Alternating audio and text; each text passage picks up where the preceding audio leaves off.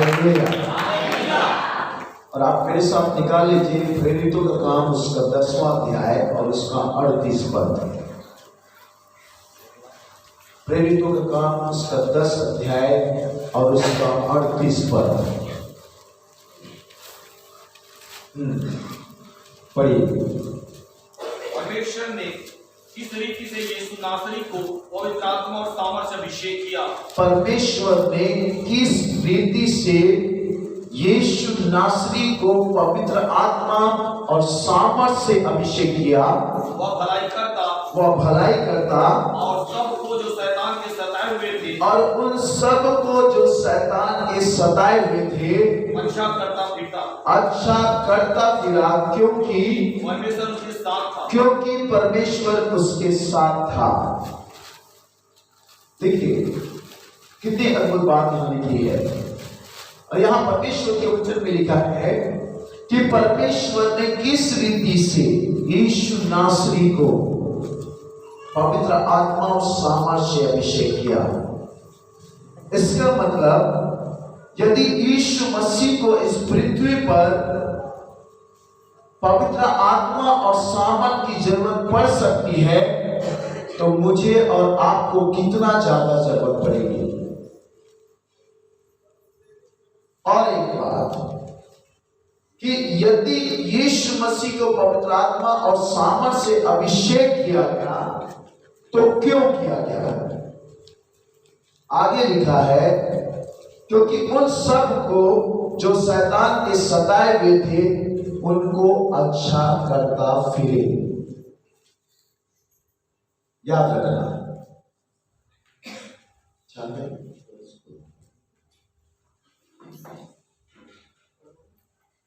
Hallelujah, hallelujah. अब सुनिएगा, इस वचन में बहुत गहराई है और इस वचन में गहरा प्रकाशन भी छुपा हुआ है। यीशु नासरी को पवित्र आत्मा और सामर्थ से अभिषेक किया गया। कारण क्या था? कि वो भलाई कर सके और शैतान के जो शैतान के सताए हुए उनको अच्छा कर सके। इसका मतलब यह है कि अभिषेक इसलिए दिया जाता है कि उनके द्वारा भलाई के काम हो सके। यदि कोई कहता है कि मुझे प्रभु अभिषेक दे, तो प्रभु उससे पूछेगा अभिषेक तुम्हें किस लिए चाहिए। और प्रभु कंडीशन रखता है कि यदि तुमको अभिषेक चाहिए तो उस अभिषेक को प्राप्त करके तुम करोगे क्या। आज कई लोग अभिषेक को मांगते हैं लेकिन उस अभिषेक के प्राप्त करने के बाद कुछ नहीं करते। अभिषेक इसलिए दिया जाता है ताकि आप दूसरों लोगों के जीवन के लिए भलाई का काम कर सके। जो शैतान के बंधन में जकड़े हुए हैं, जो दुष्ट आत्माओं से ग्रसित हैं, उनको आप आजाद कर सके, इसलिए अभिषेक दिया जाता है। यही बात लिखा है इसमें कि परमेश्वर पिता ने किस रीति से यीशु नासरी को पवित्र आत्मा और सामर्थ से अभिषेक किया कि वह भलाई कर सके। पहला काम भलाई, और दूसरा कि जो शैतान के सताए हुए उनको वो अच्छा कर सके। शैतान के सताए हुए, इसका मतलब क्या है? शैतान के सताए जाने का मतलब आपके परिवार में लड़ाई झगड़े, दुष्ट आत्माओं का प्रभाव, बीमारी, समस्या, कर्ज, आर्थिक परेशानियां, ये सब शैतान के सताए हुए लोगों के जीवन में होता है। और इनको प्रभु ऐसे लोगों को आजाद करने के लिए प्रभु क्या करता है? इस अभिषेक को देता है। अभिषेक इसीलिए दिया जाता है। पढ़िए एक और वचन, यशायाह नबी की किताब उसका 61 अध्याय उसका पहला पद। प्रभु यहोवा का आत्मा मुझ पर है। ये यशायाह नबी बोला है। हाँ, क्योंकि यहोवा ने सुसमाचार सुनाने के लिए मेरा अभिषेक किया मेरा अभिषेक किया है और मुझे इसलिए भेजा और मुझे इसलिए भेजा है कि खेदित मन के लोगों को शांति कि खेदित मन के लोगों को शांति दूं, कि बंदियों के लिए स्वतंत्रता और कि बंदियों के लिए स्वतंत्रता का और कैदियों के लिए छुटकारे का प्रचार कैदियों के लिए छुटकारे का क्या करूं? देखिए अभिषेक क्यों दिया जा रहा है? जो लोग शैतान के चंगुल में फंसे हुए हैं, जो लोग शैतान के बंधन में जकड़े हुए हैं, परमेश्वर ऐसे लोगों को उन लोगों के द्वारा छुटकारा देना चाहता है जो अभिषेक के भूखे और प्यासे हैं। अभिषेक क्यों दिया जा रहा है? ताकि लोग उसके द्वारा दूसरों के जीवन में उन्नति का कारण बन सके, छुटकारा का कारण बन सके, आजादी का कारण बन सके, सुसमाचार सुनाने का कारण बन सके। ये यशायाह बोल रहा है, परमेश्वर का आत्मा मुझ पर है और उसने मेरा अभिषेक किया है सुसमाचार सुनाने के लिए। कितनी गंभीर बात लिखा है। आज लोग अभिषेक के लिए प्रार्थना करवाते तो हैं, लेकिन उसके उद्देश्य को लोग नहीं समझ पाते कि क्यों उसको अभिषेक चाहिए। इसलिए नहीं कि हम दूसरे से अच्छा पावरफुल लोग जाने, इसलिए अभिषेक नहीं चाहिए। और ऐसा गलती कभी नहीं करना कि वो प्रार्थना करता है, उसके द्वारा प्रभु अद्भुत चिन्ह चमत्कार करता है, मुझे भी प्रभु उसका दुगना अभिषेक दे ताकि मैं उससे ज्यादा प्रार्थना करूं। कंपटीशन नहीं है यहां पर। अभिषेक ये परमेश्वर के राज्य में कंपटीशन नहीं होता।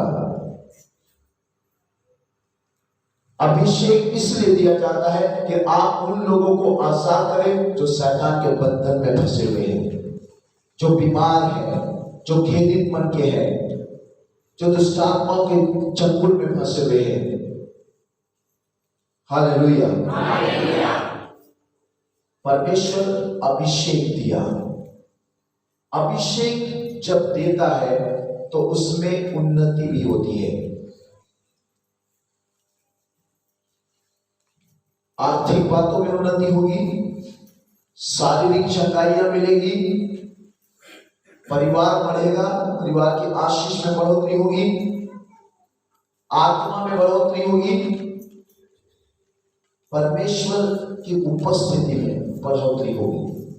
ये तीन बातें होती है एक अभिषेक जब कभी भी कही जाता है।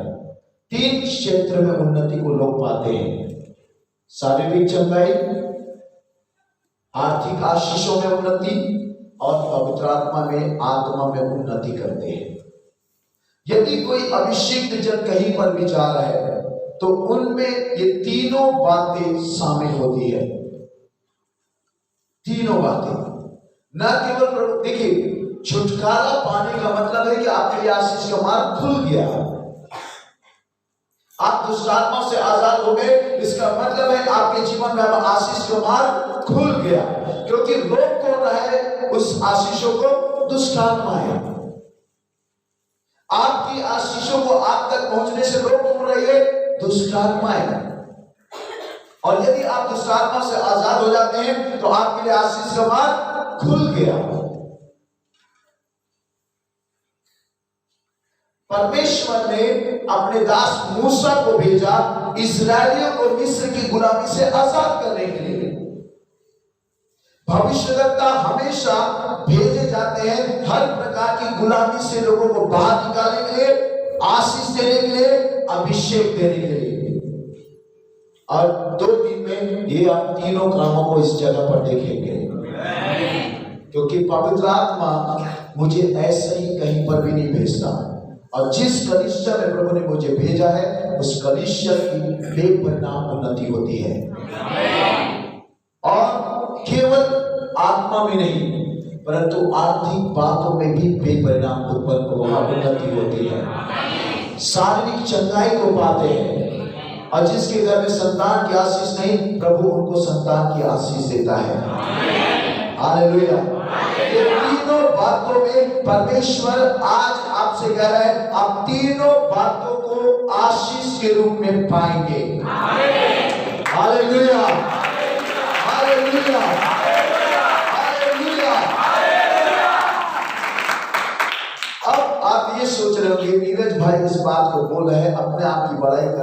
लेकिन मैं इसको बाइबल से आपको साबित कर सकता हूं।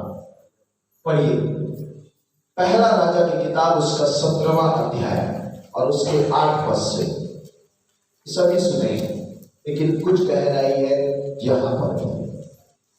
पहला राजा उसका 17 अध्याय उसके 8 पद से। तब यहोवा का यह वचन उसके पास पहुंचा। किसके पास? एलिया नबी के पास।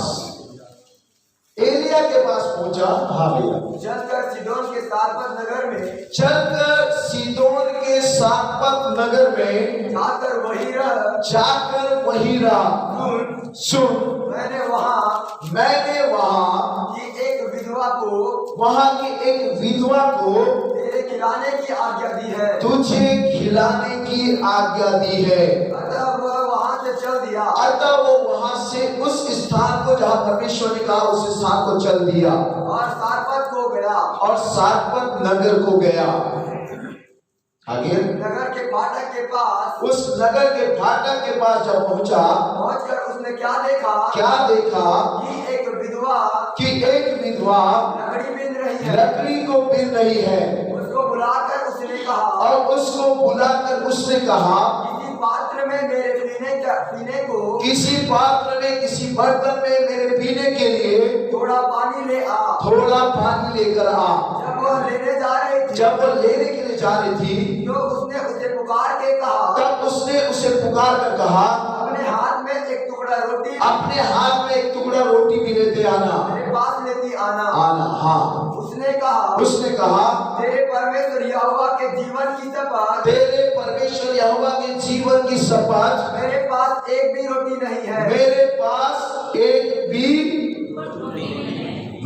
नहीं है। और आगे केवल घड़े में मुट्ठी भर मैदा और कुप्पी में थोड़ा सा तेल है। और मैं तो एक लकड़ियों को बीनकर लिए जाती हूँ। हाँ कि अपने और अपने बेटे के लिए उसे पकाऊं और हम उसको खाएं और उसके बाद मर जाए। तब एलिया क्या बोलता है? तब एलिया ने उससे कहा मत डर, जाकर अपनी बात के अनुसार कर। परंतु पहले मेरे लिए एक छोटी सी रोटी बनाकर मेरे पास ले आ। फिर इसके बाद अपने और अपने बेटे के लिए बनाना।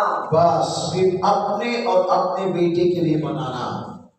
देखिए यहां परमेश्वर के वचन में एक नबी, एक भविष्यद्वक्ता को परमेश्वर सारपत नगर में भेज रहा है।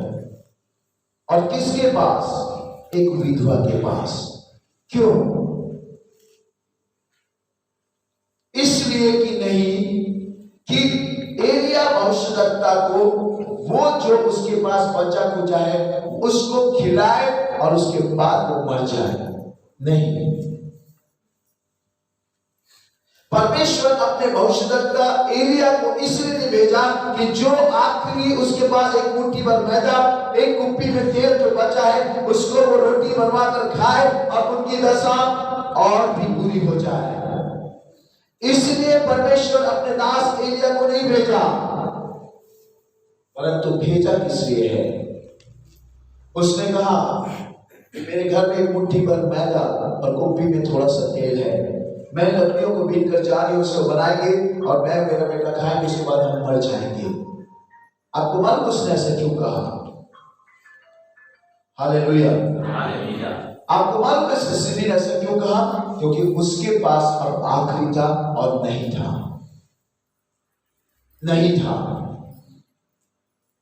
तो जो आखिरी है, क्या अपने भविष्यद्वक्ता को इसलिए भेजा कि जो उसके पास आखिरी उसको भी वो चट कर जाए?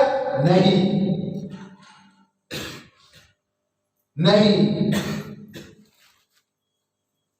उस एलिया ने कहा जाकर मेरे लिए पहले बना कर लेकर आ, उसके बाद जो तू बोली वो काम को करना, तू आगे जब वचनों में पढ़ेंगे तो वहां एलिया क्या बोलता है? हाँ, क्योंकि इस्राएल का परमेश्वर यहोवा क्योंकि इस्राएल का परमेश्वर यहोवा यो कहता है कि जब तक यहोवा भूमि पर मेघ न बरसाए तब तक न तो उस घड़े का मैदा समाप्त होगा और न उस कुप्पी का तेल घटेगा और ना ही उस कुप्पी का तेल घटेगा। Hallelujah, hallelujah. सोचिए, परमेश्वर का दास भविष्यद्वक्ता एलिया सारपत नगर की विधवा के घर में भेजा गया है, इसलिए क्योंकि स्वर्ग के परमेश्वर ने उस स्त्री की दशा को देखा था। उसने देखा कि मेरा भय मानने वाली है और इसके पास आखिरी मुट्ठी भर मैदा है और कुप्पी में थोड़ा सा तेल है। याद रखना, जब कभी भी कोई भविष्यद्वक्ता आता है, चाहे वो किसी परिवार में, चाहे किसी कलीसिया में, हमेशा उन्नति होती है हर बातों में। और आज आप देखेंगे उस प्रमाण को। Hallelujah, hallelujah. एलिया सारपत नगर के विधवा के घर में भेजा गया क्योंकि मुट्ठी भर मैदा है, कुप्पी में थोड़ा तेल है। और उसने कहा तू जाकर पहले मेरे लिए लेकर आ, उसके बाद तू देखना प्रभु के कार्य को। जब तक यहोवा परमेश्वर भूमि पर दोबारा मेघ नहीं बरसाएगा तब तक उस घड़े का मैदा खत्म नहीं होगा और ना कुप्पी का तेल। इसका मतलब यह है कि जब तक इस पृथ्वी पर उस समय मेघ नहीं बरसा, एक मुट्ठी भर मैदा अगर उसको रोटी बना रहे हैं कुप्पी तेल में मिलाकर, तो वो मैदा और तेल खत्म हो जाना चाहिए, लेकिन नहीं हुआ। वो मुट्ठी भर मैदा बढ़ते चला गया, कुप्पी का तेल बढ़ते चला गया और कब तक खत्म नहीं हुआ? जब तक भूमि पर दोबारा मेघ नहीं बरसा। यदि एक भविष्यद्वक्ता किसी परिवार में, किसी घर में, किसी कलीसिया में जा रहा है, तो उनकी आशीषें कभी भी खत्म नहीं होगी, परंतु वो आशीषें उनके जीवन तक बढ़ती चली जाएगी। Hallelujah, hallelujah. यदि आज परमेश्वर ने इस भविष्यद्वक्ता को यहां पर भेजा है तो ये कोई मामूली बात नहीं,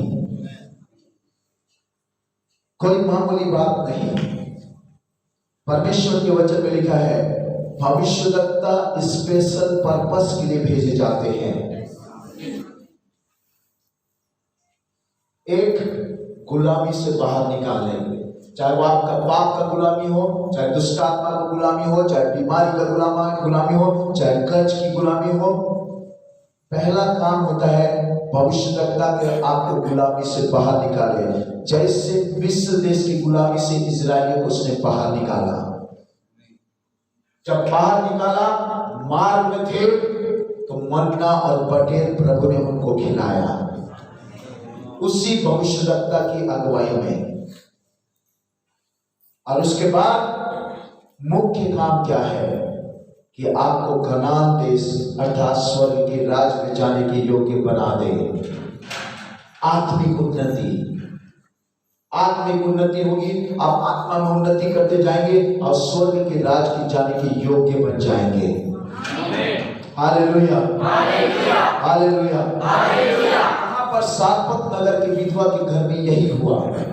दूसरी बात, दूसरा राजा की किताब उसका 4वां अध्याय उसके 1 पद से 8 पद को पढ़ेंगे तो यहाँ पर भी एक भविष्यद्वक्ता है जिसका नाम एलीशा है। वो क्या करता है, उसके साथ क्या घटना होती है, सुनिए और जानिए। और भविष्यद्वक्ताओं के चेलों की पत्नियों में से एक स्त्री ने एलीशा की दुहाई देकर कहा, तेरा दास मेरा पति मर गया तेरा दास मेरा पति मर गया है और तू जानता है और तू जानता है कि वह यहोवा का भय मानने वाला था कि वह यहोवा का भय मानने वाला था और जिसका वह कर्जदार था और जिसका वो कर्जदार था वह आया है कि वह आया है घर में कि मेरे दोनों पुत्रों को मेरे घर में दोनों पुत्रों को अपने दास बनाने के अपना दास अपना नौकर बनाने के लिए ले जाने के लिए। एलिशा ने उससे पूछा तब एलीशा ने उस विधवा स्त्री से पूछा मैं तेरे लिए क्या करूं? मैं तेरे लिए क्या करूं? मुझे बता कि तेरे घर में क्या है? तेरे घर में क्या है? उसने कहा तेरी दासी के घर में तेरी दासी के घर में एक हांडी तेल को छोड़ एक हांडी तेल को छोड़ और कुछ नहीं है और कुछ भी नहीं है।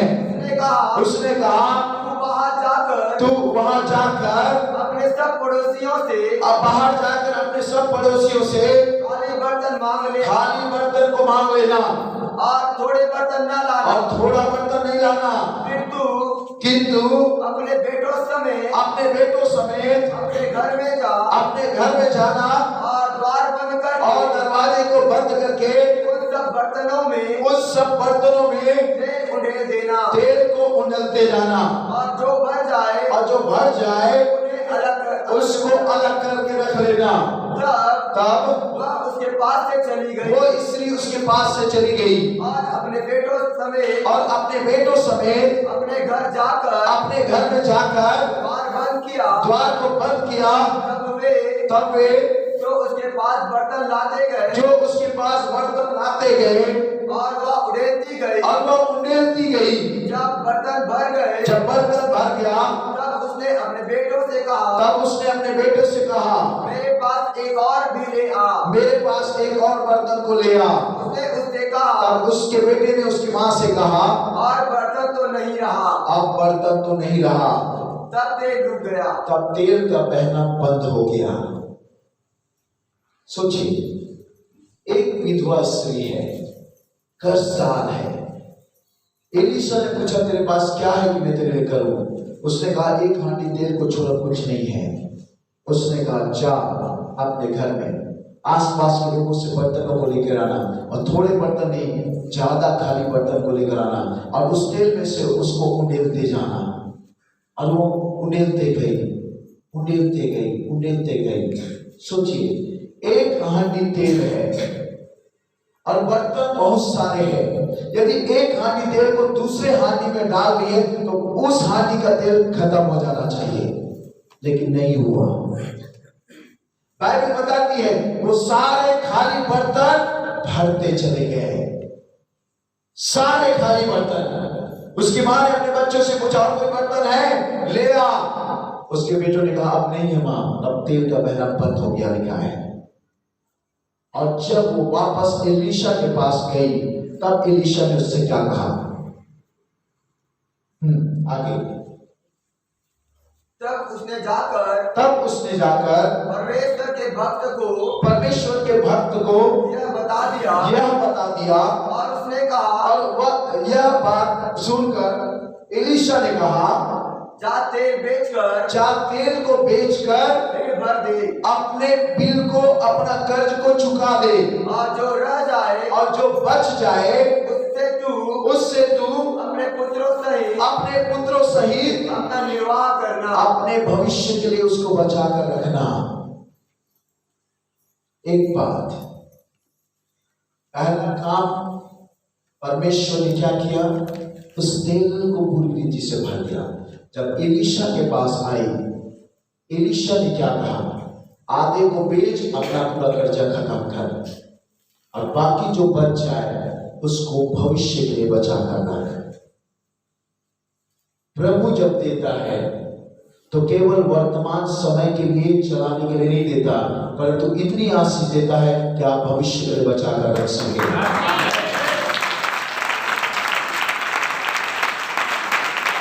Hallelujah, hallelujah, hallelujah. ये इनके पास ऐसा क्या है जो एलिया और एलीशा दोनों कर रहे हैं? ये अभिषेक है। ये वो अभिषेक है जो दूसरों की भलाई के लिए इस्तेमाल किया जाना है। अभिषेक, ये दोनों विधवा के जीवन में भलाई के काम कर रहा है। परमेश्वर अभिषेक इसलिए देता है कि आप दूसरों का भलाई कर सके, उनको बंधन से आजाद कर सके, उनको कर्ज से, यही तो काम किया एलीशा ने। उसका सारा कर्ज खत्म हो गया, भविष्य के लिए बचा कर रखी। एलिया जब गया तो उसके लिए प्रबंध पर प्रबंध, प्रबंध पे प्रबंध होता चला गया। मतलब उसकी आशीषों में कोई भी कमी घटी नहीं हुई, हमेशा बढ़ती चली गई। परमेश्वर का अभिषेक जब मिलता है और जब प्रभु अपने उस अभिषेक का इस्तेमाल करता है तो लोगों के जीवन में हमेशा उन्नति होती है।